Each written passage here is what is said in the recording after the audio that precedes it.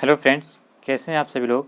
हमें उम्मीद है कि आप सभी लोग अच्छे होंगे और स्वस्थ होंगे और आपकी तैयारी अच्छे से चल रही होगी। फ्रेंड्स, आज हम लोग इस वीडियो में डिस्कस करने वाले हैं टेस्ट सीरीज नंबर 9 को। इससे पहले का टेस्ट सीरीज आप नहीं देखे तो आप उससे हमारे चैनल पर जाकर 1 से 8 तक टेस्ट सीरीज को जरूर देख लीजिएगा। यह टेस्ट सीरीज जो है BPSC के लिए तैयार किया गया है, जिसमें 5 ऑप्शन के साथ दिया गया है। इसमें टेस्ट में जो है 1 से लेकर 40 तक जो है आपको मैथ रीजनिंग का प्रश्न दिया गया है और 41 से 120 तक आपका जीके जीएस प्रश्न दिया गया है। तो फ्रेंड्स, आज हम लोग इस वीडियो में जो है जीके जीएस प्रश्न को डिस्कस करेंगे। हमें उम्मीद है कि यह सेशन आपको पसंद आएगा। तो चलिए दोस्तों, आज के सेशन को शुरू करते हैं।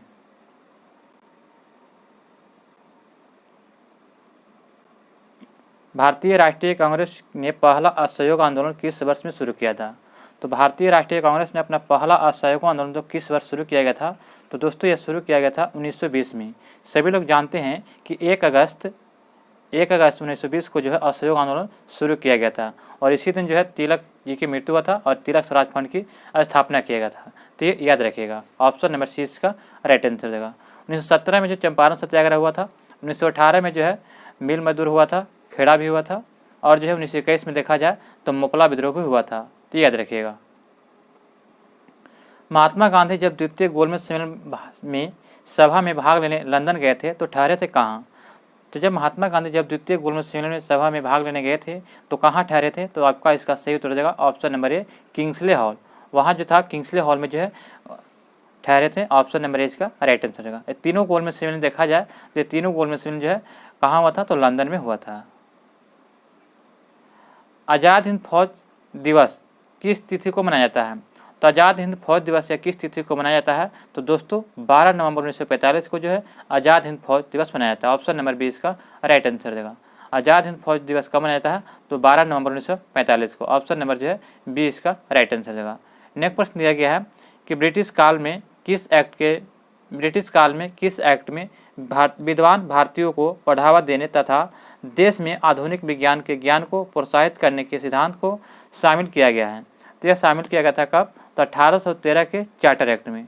1813 के चार्टर एक्ट में जो था, चार्टर एक्ट में विद्वान भारतीयों को बढ़ावा देने तथा देश में विज्ञान के ज्ञान को प्रोत्साहित करने का सिद्धांत शामिल किया गया था। ऑप्शन नंबर जो है 20 का राइट आंसर होगा। और इसी चार्टर एक्ट में जो है व्यापार का एकाधिकार समाप्त किया गया था और सिर्फ चाय और भारत के साथ चाय और चीन के साथ व्यापार जारी था। ये याद रखिएगा। निम्न में से किसे जो अखिल भारतीय सेवा का जनक कहते हैं। तो अखिल भारतीय सेवा का जनक क्या पूछा जा रहा है, तो सही उत्तर क्या हो जाएगा, तो अखिल भारतीय सेवाओं का जनक किसे कहा जाता है। तो राइट आंसर देगा option number C, Sardar Vallabh भाई पटेल को जो है अखिल भारतीय सेवाओं के जो प्रमुख समर्थक थे, इसीलिए सरदार वल्लभ भाई पटेल को जो अखिल भारतीय सेवाओं का जनक कहा जाता है। तो ऑप्शन नंबर जो सी इसका राइट आंसर होगा। तो ये याद रखिएगा। वर्तमान में अगर देखा जाए दोस्तों, तो 3 जो है अखिल भारतीय सेवाएं हैं। कौन कौन है, तो एक भारतीय प्रशासनिक सेवाएं और एक है, द्वितीय हो गया भारतीय पुलिस सेवा और तृतीय हो जाएगा भारतीय वन सेवा। तो ये याद रखिएगा। नेक्स्ट प्रश्न है कि पूर्वी घाट और पश्चिमी घाट निम्नलिखित में से किस पहाड़ियों में आपस में मिलते हैं। तो पूर्वी घाट और पश्चिमी घाट जो है, ये मान लीजिए कि ये जो भारत का नक्शा है, ये भारत के नक्शा में ये पश्चिमी घाट हो जाएगा और ये पूर्वी घाट, ये दोनों कहाँ मिलते हैं, तो ये जो नीलगिरी की पहाड़ियों में मिलते हैं। तो ऑप्शन नंबर क्या आ जाएगा, ऑप्शन नंबर बी, नीलगिरी के पहाड़ियों के पास मिलते हैं। कपास की कृषि के लिए कौन सी मृदा सर्वाधिक उपयुक्त मानी जाती है। तो कपास सभी लोग जानते हैं कि यह काली मिट्टी जो सबसे अच्छी मिट्टी मानी जाती है। इसी को जो काली मिट्टी को ही रेगुर मिट्टी के नाम से भी जाना जाता है। तो ऑप्शन नंबर सी इसका राइट आंसर होगा। अगला प्रश्न दोस्तों कि निम्नलिखित चट्टानों में से किन किन चट्टानों के स्तरों पर परतों में खनिज का निक्षेप या संचयन होता है। तो किसमें खनिज का संचयन होता है, तो अवसादित चट्टानों में। ऑप्शन नंबर ए इसका राइट आंसर होगा। अवसादित चट्टानों में जो है स्तरों पर जो है परतों पर खनिजों का निक्षेप या संचय होता है। स्वर्णिम चतुर्भुज राजमार्ग भारत के किन शहरों को आपस में जोड़ता है। तो स्वर्णिम चतुर्भुज राजमार्ग भारत के किन शहरों को आपस में जोड़ता है। तो सही उत्तर हो जाएगा ऑप्शन नंबर ए, दिल्ली से कोलकाता और चेन्नई मुंबई को। ऑप्शन नंबर ए इसका राइट आंसर हो। इसी को जो है स्वर्णिम चतुर्भुज ये राजमार्ग से संबंधित है। भारत का कौन सा स्थान ज्वारीय तरंगों द्वारा ऊर्जा उत्पादन के लिए आदर्श स्थिति प्रदान करता है। तो भारत का बताना है फ्रेंड्स कि वह कौन सा स्थानीय ज्वारीय तरंगों द्वारा ऊर्जा उत्पादन के लिए आदर्श स्थिति प्रदान करता है। तो सही उत्तर देगा ऑप्शन नंबर सी, कच्छ की खाड़ी प्रदान करता है। ऑप्शन नंबर सी इसका राइट आंसर हो जाएगा। मई 2023 में कानून और न्याय मंत्रालय में राज्य मंत्री स्वतंत्र प्रभार किसे नियुक्त किया गया है? तो मई 2023 में कानून और न्याय मंत्रालय में राज्य मंत्री स्वतंत्र प्रभार के रूप में किसे नियुक्त किया गया है? तो सही उत्तर हो जाएगा क्या? Option number A, Arjun Ram Meghwal को नियुक्त किया गया, अर्जुन राम मेघवाल को। संघ लोक सेवा आयोग, इसी को जो यूपीएससी के अध्यक्ष कौन है? तो सभी लोग जानते हैं कि यूपीएससी के अध्यक्ष कौन है, तो ऑप्शन नंबर हो जाएगा ए, यानी कि डॉक्टर मनोज सोनी जो थे ये यूपीएससी के अध्यक्ष हैं वर्तमान में। ऑप्शन नंबर ए इसका राइट आंसर हो जाएगा। अगला प्रश्न है दोस्तों, हमारा प्रश्न नंबर दिया गया 53 कि कौन सा देश छठे हिंद महासागर सम्मेलन की मेजबानी किया है? तो बताना है कि कौन सा देश छठे हिंद महासागर सम्मेलन की मेजबानी किया है। तो दोस्तों ये मेजबानी किया है किसने? तो राइट आंसर हो जाएगा ऑप्शन नंबर बी हो जाएगा, यानी कि बांग्लादेश। बांग्लादेश जो है यह छठे हिंद महासागर सम्मेलन की मेजबानी किया है। ऑप्शन नंबर बी इसका राइट आंसर हो जाएगा। अगला प्रश्न है कि 1 मई को कौन से राज्य ने अपना राज्य दिवस मनाया है? तो 1 मई को कौन से राज्य ने अपना राज्य दिवस मनाया है? तो ये हो जाएगा गुजरात और महाराष्ट्र ने। ऑप्शन नंबर बी इसका राइट आंसर होगा। गुजरात और महाराष्ट्र जो है राज्य, ये 1 मई को जो है अपना राज्य दिवस मनाते हैं। ऑप्शन नंबर जो है बी इसका राइट आंसर होगा। ये अलग कब हुए थे? तो 1 मई 1960 को जो है गुजरात और महाराष्ट्र को 2 अलग अलग राज्यों के रूप में घोषित किया गया था। कब? तो 1960 में अलग किया गया था। असम के तामुलरपुर में आयोजित एशियाई खो खो चैंपियनशिप में किस देश ने महिला और पुरुष दोनों खिताब जीते हैं? तो यह खिताब जीता है भारत ने। ऑप्शन नंबर सी इसका राइट आंसर, भारत ने जीता है। अगला प्रश्न है दोस्तों कि बिहार के मानचित्र दिया गया है स्थान 1, 2, 3 में कौन सबसे कम वनावरण प्रदर्शित करता है? तो सबसे कम वनावरण कौन हो जाएगा? तो आपका इसका राइट आंसर क्या हो जाएगा? तो 56 का हो जाएगा, यानी कि 1 हो जाए, सी हो जाएगा। यानी कि जहानाबाद, यहाँ पे जहानाबाद क्षेत्र है, यहाँ पे जो वन जो है सबसे कम होता है जहानाबाद में। ऑप्शन नंबर सी इसका राइट आंसर हो जाएगा। सी ड्रैगन एक्सरसाइज 2023 किन देशों के बीच होती है? तो सी ड्रैगन एक्सरसाइज जो है ये किन 2 देशों के बीच होता है? तो भारत और अमेरिका के बीच जो है सी ड्रैगन एक्सरसाइज 2023 किया गया। ऑप्शन नंबर बी इसका राइट आंसर होगा। ब्रज प्रहार देखा जाए तो ये भारत और अमेरिका के साथ हुआ है ब्रज प्रहार। अग्नि युद्धाभ्यास ये भारत और सिंगापुर के सैन्य अभ्यास है। सूर्य किरण अभ्यास जो है ये भारत और नेपाल के बीच सैन्य अभ्यास है। हरिमऊ शक्ति अभ्यास जो है ये भारत और मलेशिया के बीच है। और वीर गार्जियन भारत जो है भारत और जापान के बीच सैन्य अभ्यास है। तो दोस्तों ये सैन्य अभ्यास याद रखिएगा। 95वें अकादमी पुरस्कारों में से किस भारतीय फिल्म ने सर्वश्रेष्ठ वृत्त चित्र लघु फिल्म श्रेणी में ऑस्कर अवार्ड जीता है? तो लघु फिल्म के बारे में बताया गया है। तो आपका इसका राइट आंसर क्या होगा? तो ऑप्शन नंबर सी होगा, द एलिफेंट विश्व स्पर्श को जीता है। ऑप्शन नंबर सी इसका राइट आंसर होगा। विनोबा भावे ने भूदान आंदोलन की शुरुआत किस राज्य से किया था? तो भूदान आंदोलन की शुरुआत देखा जाए तो कहाँ से किया गया था? तो सही उत्तर हो जाएगा ऑप्शन नंबर बी हो जाएगा, यानी कि ऑप्शन नंबर बी हो जाएगा आंध्र प्रदेश। देखा जाता है तो विनोबा भावे ने भूदान आंदोलन की शुरुआत जो है आंध्र प्रदेश से किया था। वर्तमान में जो तेलंगाना राज्य के पोचिंगपल्ली गाँव से जो है 18 अप्रैल 1951 को जो है भूदान आंदोलन प्रारंभ किया गया था। कब? 18 अप्रैल 1951 को शुरू किया गया था भूदान आंदोलन। इसके किसने शुरू किया था? तो विनोबा भावे ने। सत्य शोधक समाज की स्थापना किसने किया था? तो सत्य शोधक समाज की स्थापना जो ज्योतिबा फुले के द्वारा किया गया था। ऑप्शन नंबर जो है ये इसका राइट आंसर, ज्योतिबा फुले के द्वारा सत्य शोधक समाज की स्थापना किया गया था। ये कब किया गया था? तो यह किया गया था 1873 में, याद रखिएगा दोस्तों। कब? 1873 में जो है ज्योतिबा फुले के द्वारा जो है सत्य शोधक समाज की स्थापना किया गया था। वह हड़प्पा कालीन नगर जिनका जो है प्रतिनिधित्व लोथल का पुरातत्व स्थल करता है किस नदी पर स्थित है? तो दोस्तों यह नदी पर हो जाएगा भोगवा नदी पर। लोथल जो है यह गुजरात का जो है एक हड़प्पा कालीन स्थल है जो भोगवा नदी के तट पर स्थित है। ऑप्शन नंबर सी इसका राइट आंसर हो जाएगा, भोगवा नदी के किनारे है। निम्न में से किससे जो है यूरोप में पुनर्जागरण का अग्रदूत माना जाता है? तो यूरोप में पुनर्जागरण का अग्रदूत माना जाता है किसको? तो आपका इसका राइट होगा दांते को। इटली के महान कवि दांते को जो यूरोप में पुनर्जागरण का अग्रदूत माना जाता है। तो ऑप्शन नंबर क्या हो जाएगा? बी हो जाएगा, दांते को। भारत में पहली कपड़ा मिल कहाँ संचालित हुआ था? तो पहली मिल भारत में कपड़ा की मिल जो कहाँ संचालित किया गया था? तो यहाँ पे फ्रेंड्स राइट आंसर क्या हो जाएगा? तो बॉम्बे में। कहाँ पे? तो बॉम्बे में हो जाएगा, बम्बई में। तो ऑप्शन नंबर हो जाएगा ई हो जाएगा, इनमें से कोई नहीं। भारत में पहला कपड़ा मिल बॉम्बे में संचालित हुआ था, तो ये याद रखिएगा। अलाउद्दीन खिलजी के बारे में निम्नलिखित कथनों पर विचार कीजिए। तो अलाउद्दीन खिलजी के बारे में निम्नलिखित कथनों पर विचार करना, चलिए विचार करते हैं। तो दिया गया है कि अलाउद्दीन खिलजी के बारे में, तो अलाउद्दीन खिलजी के पास सबसे जो है विशाल अस्थायी सेना था। अलाउद्दीन खिलजी के पास सबसे अधिक जो विशाल सेना था। यहाँ पे दिया गया अलाउद्दीन खिलजी ने घोड़े के दागने की प्रथा की शुरुआत की थी, बिल्कुल सही दिया गया है। अलाउद्दीन जो है पहला सुल्तान था जिसने अपने सैनिकों को नगद में भुगतान दिया, ये भी सही है। अलाउद्दीन खिलजी के पास सबसे बड़ी विशाल सेना थी, ये भी सही है।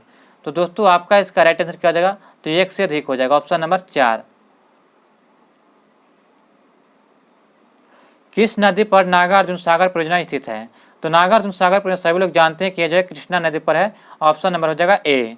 कृष्णा नदी पर जो है नागार्जुन सागर परियोजना है, ऑप्शन नंबर ए इसका राइट आंसर होगा। किस प्रसिद्ध संगीतकार ने तबले का आविष्कार किया था? तो तबले का आविष्कार किसने किया था? यहाँ पर ऑप्शन दिया गया तानसेन, मिर्जा गालिब, आमिर खुसरो या बाज बहादुर। तो दोस्तों यहाँ पे राइट आंसर क्या हो जाएगा, किसने जो तबले का आविष्कार किया था?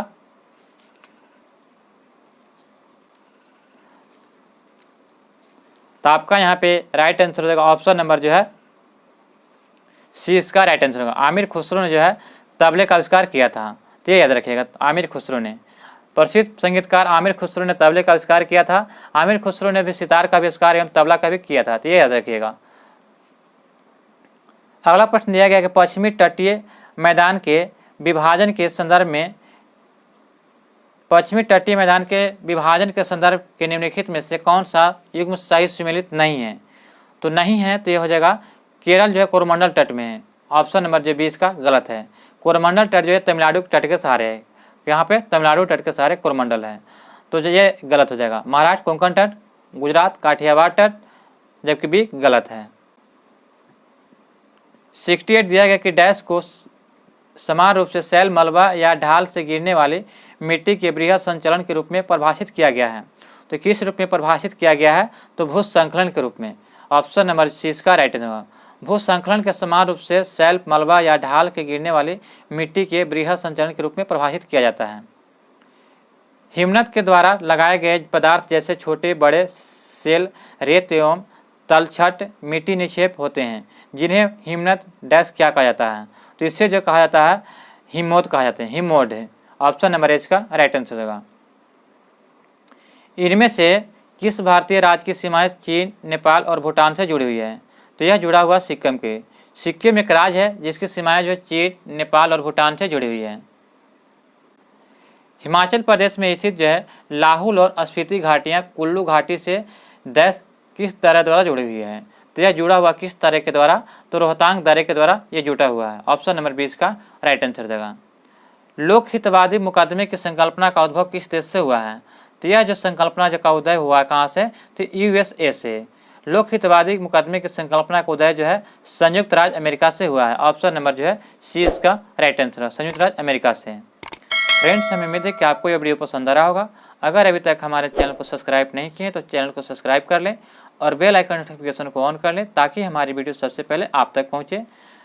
और वीडियो को लिंक को दोस्तों के साथ ग्रुप में शेयर करना ना भूलें। हमारा अगला प्रश्न दिया गया दोस्तों कि भारत के उच्चतम न्यायालय के न्यायाधीशों के पद पर नियुक्त किए जाने के हेतु अर्हत होने के लिए किसी व्यक्ति को कितने समय तक उच्च न्यायालय में अधिवक्ता के रूप में सेवा प्रदान करनी चाहिए? तो आपका इसका राइट आंसर सेवा प्रदान करना चाहिए कम से कम 10 वर्ष। कितने वर्ष? कम से कम जो है 10 वर्ष होना चाहिए। तो ऑप्शन नंबर जो है इनमें से कोई नहीं हो जाएगा। पंडित जवाहरलाल नेहरू ने किस तिथि को संविधान सभा में उद्देश्य प्रस्ताव प्रस्तुत किया था? तो उद्देश्य प्रस्ताव जो है प्रस्तुत किया गया था कब? तो 13 दिसंबर 1946 को। 13 दिसंबर 1946 को जो है पंडित जवाहरलाल नेहरू ने जो है संविधान सभा में उद्देश्य प्रस्ताव प्रस्तुत किया था, ऑप्शन नंबर जो है ये इसका राइट आंसर होगा। और इसे जो प्रस्ताव को स्वीकारा कब गया था? तो 22 जनवरी 1947 को स्वीकारा गया था, तो ये याद रखिएगा। पेश किया गया था 13 दिसंबर 1946 को और स्वीकार किया गया था 22 जनवरी 1947 को। अगला प्रश्न है कि भारतीय संविधान का अनुच्छेद 21 निम्न में से किस विकल्प से संबंधित है? तो 21 का अनुच्छेद 21 के बारे में देखा जाए तो 21 से संबंधित है, तो सही उत्तर हो जाएगा व्यक्तिगत स्वतंत्रता से। व्यक्तित्व व्यक्तिगत स्वतंत्रता से संबंधित है। ऑप्शन नंबर 20 का राइट आंसर होगा ऑप्शन नंबर बी। भारतीय संविधान के किस संशोधन अधिनियम के तहत वस्तु एवं सेवा का जीएसटी लागू किया गया है? तो जीएसटी लागू किया कितना जो है संविधान संशोधन के तहत? तो ऑप्शन नंबर हो जाएगा सी, 101वां संविधान संशोधन अधिनियम के तहत जो है जीएसटी को लागू किया गया था। तो ऑप्शन नंबर जो है सी इसका राइट आंसर, 101वां संविधान संशोधन के तहत। निम्नलिखित उपायों में से किन्हें जो मुद्रास्फीति कम करने के लिए प्रयोग किए जाते हैं?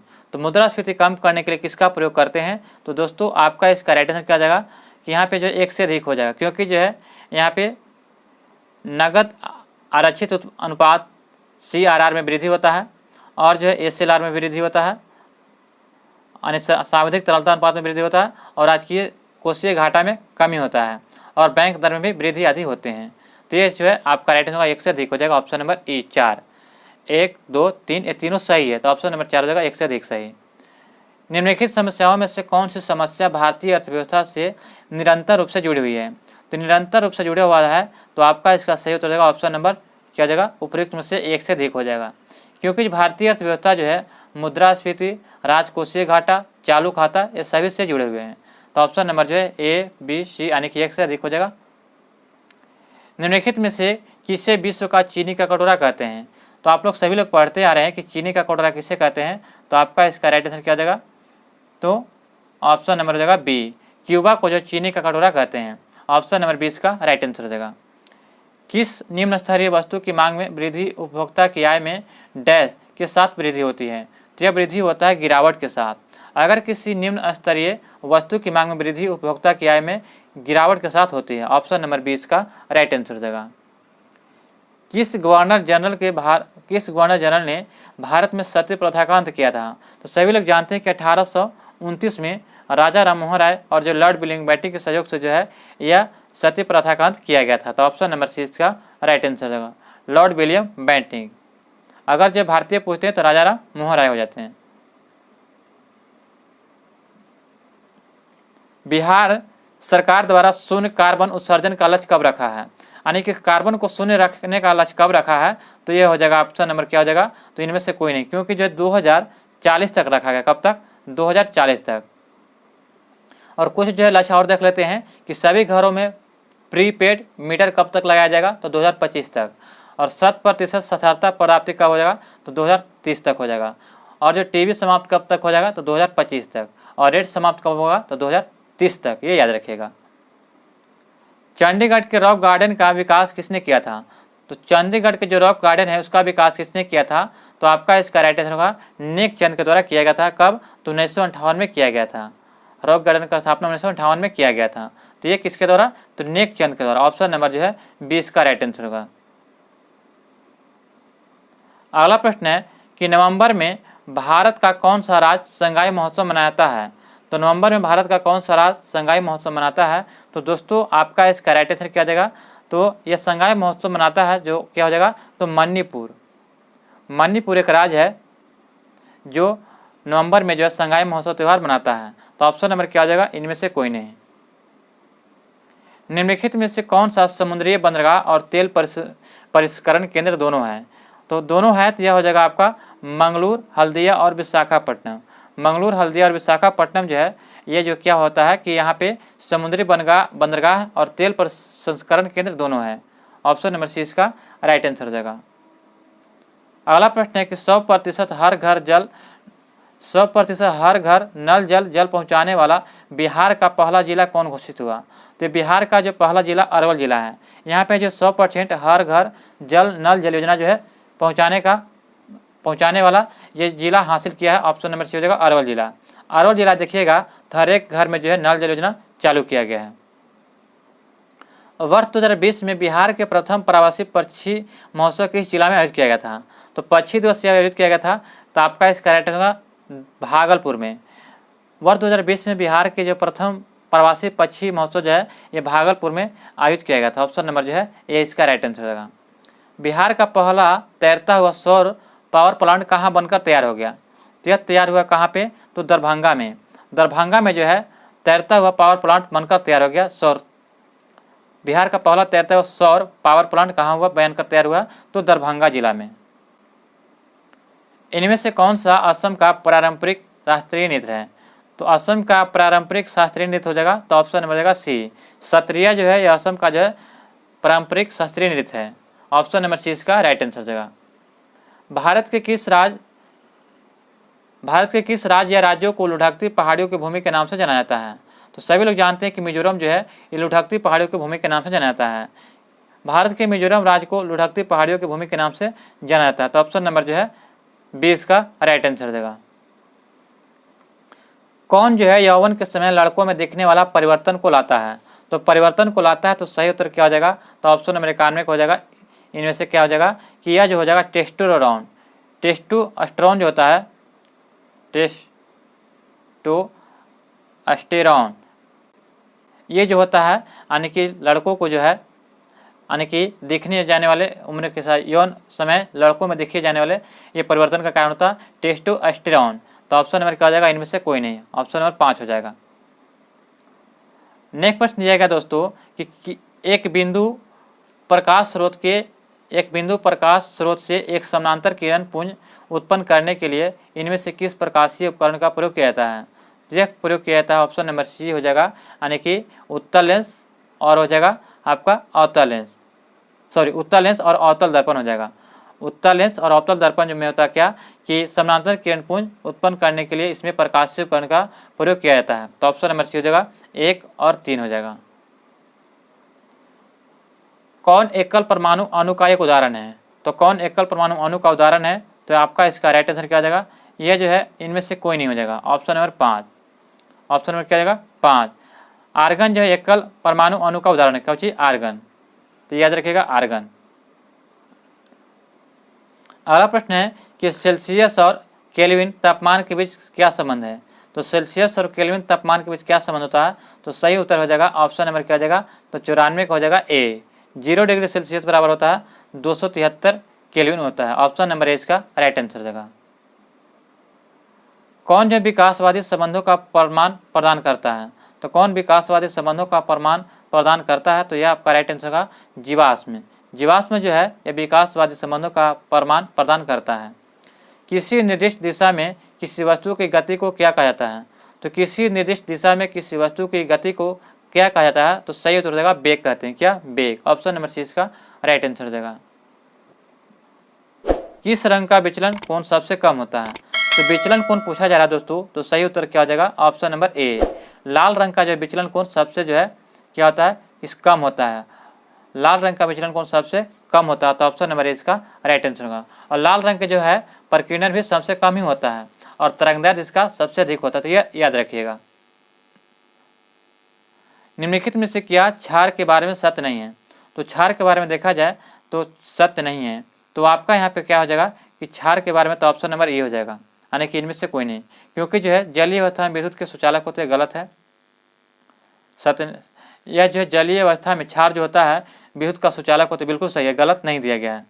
स्वाद में जो है कड़वे होते हैं क्या, तो क्षार, ये बिल्कुल सही है। जलीय माध्यम या तरल अवस्था में OH का आयन निर्माण करते भी सही है, तो ऑप्शन नंबर क्या हो जाएगा, इनमें से कोई नहीं, तो ऑप्शन नंबर क्या हो जाएगा 5 हो जाएगा। द्रव के ठोस में परिवर्तन की प्रक्रिया को क्या कहते हैं, तो द्रव के जो ठोस में परिवर्तन की क्रिया होता है, जो द्रव से ठोस में बदलता है उसके परिवर्तन की क्रिया को क्या कहते हैं, तो आपका इसका राइट आंसर क्या हो जाएगा, तो ऑप्शन नंबर सी हो जाएगा घनीकरण। द्रव के ठोस में परिवर्तन की प्रक्रिया को घनीकरण कहा जाता है, तो ऑप्शन नंबर जो है सी इसका राइट आंसर हो जाएगा। वास्तु के जड़त्व को निम्न में से किससे मापा जाता है, तो वास्तु के जड़त्व को जो है द्रव्यमान से मापा जाता है, किससे, तो द्रव्यमान से। तो दोस्तों इनमें से क्या आंसर हो जाएगा, तो ऑप्शन नंबर 5 होगा, इनमें से कोई नहीं। विद्युत परिपथ में बैटरी का उपयोग क्यों किया जाता है, तो विद्युत परिपथ में बैटरी का उपयोग इसलिए करते हैं ताकि विभवांतर उत्पन्न करने हेतु, ऑप्शन नंबर सी इसका राइट आंसर, विभवांतर उत्पन्न करने हेतु। निम्नलिखित में से कौन उभयचर नहीं है, तो उभयचर नहीं है, तो मगरमच्छ जो है उभयचर नहीं है, ऑप्शन नंबर बी इसका राइट आंसर होगा, जबकि हायला और दादुला उभयचर है। उभयचर वर्ग के सदस्य जल और स्थल दोनों में पाए जाते हैं। इसके वर्ग के जंतु अनियत तापी होते हैं, इसका जो है अंतःकंगाल अस्थि का बना होता है और इसके लाल रुधिर कण की केंद्रक होती है, तो याद रखिएगा। अगला प्रश्न दिया गया है कि बेकिंग सोडा बनाने में निम्न में से किस अम्ल का प्रयोग किया जाता है। तो बेकिंग सोडा बनाने में जो किसका प्रयोग करते हैं, तो आपका इसका राइट आंसर होगा option number A. Baking soda बनाने के लिए जो टार्टरिक अम्ल का प्रयोग करते हैं, ऑप्शन नंबर जो है ए इसका राइट आंसर होगा। बेकिंग सोडा का सूत्र क्या होता है, तो NaHCO3 होता है, NaHCO3, तो याद रखिएगा। निम्न में से किस एक को अंतःस्रावी ग्रंथि नहीं कहा जाता है, तो अंतःस्रावी ग्रंथि नहीं होगा तो ये हो जाएगा तिल्ली। तिल्ली जो है यह अंतःस्रावी ग्रंथि नहीं है, जबकि एड्रिनल अग्नाशय जब ये जो दोनों जो है अंतःस्रावी ग्रंथि है, जबकि तिल्ली अंतःस्रावी ग्रंथि नहीं है। निम्न में से कौन जो स्वपोषी है, तो स्वपोषी जो अपना भोजन खुद बनाते हैं तो स्वपोषी हो जाएगा शैवाल, ऑप्शन नंबर 20 का राइट आंसर होगा। शैवाल जो है स्वपोषी होता है। लाइपेज का स्रावन कहाँ से होता है, तो लाइपेज एक एंजाइम है जिसका स्रावन कहाँ से होता है, तो आपका इसका राइट आंसर होगा अमाशय, अग्नाशय या ग्रहणी से होता है, ऑप्शन नंबर जो है सी इसका राइट आंसर। अमाशय, अग्नाशय और ग्रहणी से होता है, ऑप्शन नंबर जो है सी इसका राइट आंसर होगा। नेक्स्ट प्रश्न दिया गया दोस्तों कि निम्नलिखित में से कौन सी दूरी की इकाई नहीं है, तो दूरी की इकाई नहीं दिया गया है, तो आपका इसका राइट आंसर क्या हो जाएगा, तो option number A. Micro second जो है दूरी की इकाई नहीं है, जबकि एंगास्ट्रम जो है सबसे छोटी दूरी की इकाई है, प्रकाश वर्ष सबसे जो है दूरी की इकाई है, तो ये क्या हो जाएगा, तो ऑप्शन नंबर ए इसका राइट होगा। ए दूरी की इकाई नहीं है, ऑप्शन नंबर ए। प्रकाश में विद्यमान किस रंग के चाल कांच की गुजरने पर सबसे कम होता है, तो कौन सी हो जाएगा, तो आपका इसका राइट होगा बैगनी रंग जो होता है प्रकाश, इसका बैगनी रंग का प्रकाश जो है कांच से चलने पर गुजरने पर सबसे कम होता है, ऑप्शन नंबर सी इसका राइट आंसर हो जाएगा। निम्नलिखित में से कौन सा जोड़ा सही है, तो आपको बताना है कौन सा जोड़ा सही है, तो आलू बैगन ये सभी जो है सोलनेसी कुल का पौधा है। आलू बैगन जो है सोलनेसी कुल का पौधा होता है, तो ऑप्शन नंबर जो है सी इसका राइट आंसर होगा। गहरी सांस लेने पर कितने लीटर गैस ग्रहण की जाती है, तो जब हम गहरी सांस लेते हैं तो अंदर में 3.5 लीटर तक जो है यानी कि गैस ग्रहण कर देते हैं, ऑप्शन नंबर ए इसका राइट आंसर हो जाएगा। अगला प्रश्न है कि अपशिष्ट प्रबंधन करने की प्रक्रिया का पहला चरण पृथक है, तो अपशिष्ट प्रबंधन करने की प्रक्रिया का पहला चरण पृथक है, तो आपका इसका राइट आंसर होगा ऑप्शन नंबर ए। यह जो होता है लैंडफिल में जाने वाले अपशिष्ट की मात्रा को बढ़ा देता है। क्या होता है कि यह लैंडफिल में जाने वाले अपशिष्ट की मात्रा को बढ़ा देता है, तो ऑप्शन नंबर जो है ये इसका राइट आंसर हो जाएगा। नेक्स्ट प्रश्न दोस्तों कि निम्न में से कौन सा कथन गैस के लिए सत्य नहीं है, तो गैस के लिए सत्य नहीं है, तो गैस जो है ठंडी होकर फैलती है, ये गलत है। गैस जो है ठंडी होकर फैलती नहीं है, ये गलत दिया गया है। गैस न तो निश्चित आकार होता और नहीं आयतन में, तो बिल्कुल सही है। गैस तेजी से विकसित होता है, बिल्कुल सही है, तो जबकि ये गलत दिया गया है। अगला प्रश्न दिया गया है कि निम्न में से किसकी जो है विद्युत प्रतिरोधकता सर्वाधिक होती है, तो विद्युत प्रतिरोधकता जो है किसकी सबसे अधिक होती है, तो आप लोग जानते हैं कि विद्युत प्रतिरोधक सबसे अधिक किसका होता है, तो यहाँ पे ऑप्शन के अनुसार देखा जाए तो ऑप्शन नंबर बी हो जाएगा कांच। कांच की जो विद्युत प्रतिरोधकता यहाँ ऑप्शन के अनुसार एल्युमिनियम दिया गया, मरकरी, कांच और मैंगनीज, तो यहाँ पे जो है कांच की जो है सबसे अधिक हो जाएगा, तो ऑप्शन नंबर बी इसका राइट आंसर होगा। चांदी के देखा तो सबसे अधिक चालकता होती है, चांदी में सबसे अधिक यहाँ पूछा गया कि निम्न से किसकी विद्युत प्रतिरोधकता, प्रतिरोधकता के मतलब होता है दोस्तों कि जो धारा के प्रवाह में रुकावट डालता है उसको प्रतिरोधकता कहते हैं, तो सबसे अधिक रुकावट कौन डालेगा, तो कांच, ऑप्शन नंबर 20 का राइट आंसर होगा, ये ध्यान रखिएगा। अगला प्रश्न है कि पौधे में उत्सर्जन के संबंध में निम्नलिखित कथनों में से एक के अलावे अन्य सभी सही है, तो उस कथन को पहचान कीजिए। तो चलिए उस कथन को पहचान करते हैं। उत्सर्जन का तात्पर्य शरीर के अवशिष्ट उत्पादों को बाहर निकालना होता है। आगे देखिए कि पौधे अवशिष्ट उत्पादों को उत्सर्जन करते हैं, बहुत धीमी गति से करते हैं। और तीसरा देखिए कि पौधे के उन अवशिष्ट उत्पादों के निष्कासन के लिए कई विशिष्ट अंग होते हैं, तो आपका इसका राइट आंसर क्या होगा, तो ऑप्शन नंबर रहेगा एक से अधिक हो जाएगा, ऑप्शन नंबर जो यहाँ पे हो जाएगा सी हो जाएगा। दिया गया कि पौधे के उत्सर्जन के संबंध में निम्नलिखित कथनों में से एक अलावा अन्य सभी सही है, तो गलत कथन कौन है, तो सी गलत है, क्योंकि जो है कि पौधे के उनके अवशिष्ट उत्पादों के निष्कासन के लिए कई विशिष्ट अंग होते हैं, गलत है, तो ऑप्शन नंबर क्या हो जाएगा, सी इसका राइट आंसर हो जाएगा। निम्न में से क्या विद्युत धारा के चुंबकीय प्रभाव का प्रयोग नहीं करता है, तो विद्युत धारा के चुंबकीय प्रभाव का प्रयोग नहीं करता है, तो आपका इसका राइट आंसर क्या आ जाएगा, तो विद्युत बल्ब एवं विद्युत हीटर एवं विद्युत धारा के चुंबकीय प्रभाव का उपयोग नहीं करता है, विद्युत बल्ब एवं विद्युत हीटर। तो ऑप्शन में रहेगा ए और बी दोनों हो जाएगा, तो एक से अधिक हो जाएगा। काटने और बेधने उपकरण इसलिए तीक्ष्ण क्यों किए जाते हैं, तो काटने और बेधने वाले उपकरण जो होता है इसीलिए तीक्ष्ण किए जाते हैं, ताकि क्या हो जाता है, तो इसलिए करते हैं ताकि क्षेत्र को कम करने को, दबाव को बढ़ा सके। जब देखते हैं कि कांटे जो हम लोग जो है दीवार में ठोकते हैं तो ये इस प्रकार से जो है रहता है, ताकि जो यहाँ पे पतला होने के कारण क्या हो जाएगा कि दबाव ज़्यादा लगेगा, और यहाँ से जब हथौड़ी से मारेंगे तो क्या होगा, तो हथौड़ी से मारने पे यहाँ से बल ज़्यादा पड़ेगा, इसलिए जो है दीवार में धंस जाता है। परावर्तन कोण के किसके समान होता है, तो यह आपका समान होता है आपतन कोण के समान होता है। ऑप्शन नंबर सी इसका राइट आंसर हो जाएगा। संकुचनशील प्रोटीन इसमें पाए जाते हैं, तो संकुचनशील प्रोटीन किसमें पाए जाते हैं, तो ये हो जाता है पेशियों में। पेशीय ऊतकों में जो संकुचनशील प्रोटीन पाए जाते हैं। ऑप्शन नंबर 20 का राइट आंसर हो जाएगा।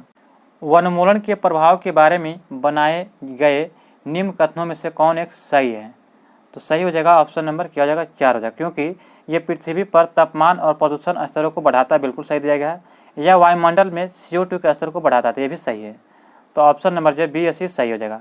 क्योंकि वनोन्मूलन के बारे में देखा जाए तो पृथ्वी पर तापमान और प्रदूषण को स्तर को बढ़ाता है, और कार्बन डाइऑक्साइड के स्तर को भी बढ़ाता है, और भूजल स्तर को कम कर जाता है। क्या करता है कि भूमि के जो जल होता है उसको कम कर देता है वनोन्मूलन में, और बाढ़ और सूखे जैसी प्राकृतिक आपदाओं की संभावना बढ़ जाती है, और पृथ्वी पर तापमान में वृद्धि से जल चक्र खराब हो जाना, ये परिणाम वर्षा का भी कम होना इसका कारण होता है, और वनों की कटाई से मिट्टी की जल धारण क्षमता की कमी आना, ये सभी जो है वनोन्मूलन के परिणाम के कारण होता है। तो ऑप्शन नंबर जाएगा 1 से अधिक हो जाएगा, यानी कि 4 हो जाएगा।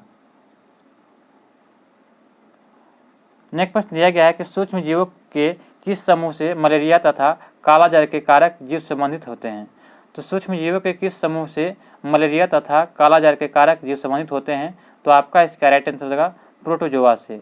ऑप्शन नंबर सी इसका राइट आंसर होगा। मलेरिया तथा कालाजार परजीवी जो है प्रोटोजोआ से होने वाला रोग है। देखा है तो मलेरिया जो है ये तिल्ली को प्रभावित करता है, और ये जो है परजीवी इसका होता है प्लाज्मोडियम। पायरिया जो होता है ये मसूड़ा को प्रभावित करता है, और इसका जो है परजीवी क्या होता है, तो एंट अमीबा होता है, ये याद रखिएगा। दोस्तों यहाँ पे आपका सेट नंबर जो है 9 समाप्त होता है। हमें उम्मीद है कि आपको ये वीडियो पसंद आया होगा। अगर आप अभी तक नहीं देखे हैं अगर आप अभी तक हमारे चैनल पर सब्सक्राइब नहीं किए हैं तो चैनल को सब्सक्राइब करना ना भूलें, और बेल आइकन नोटिफिकेशन को ऑन कर लें, ताकि हमारी वीडियो सबसे पहले आप तक पहुँचे। मिलते हैं दोस्तों नए सेट में नए प्रश्नों के साथ। जय हिंद, जय भारत।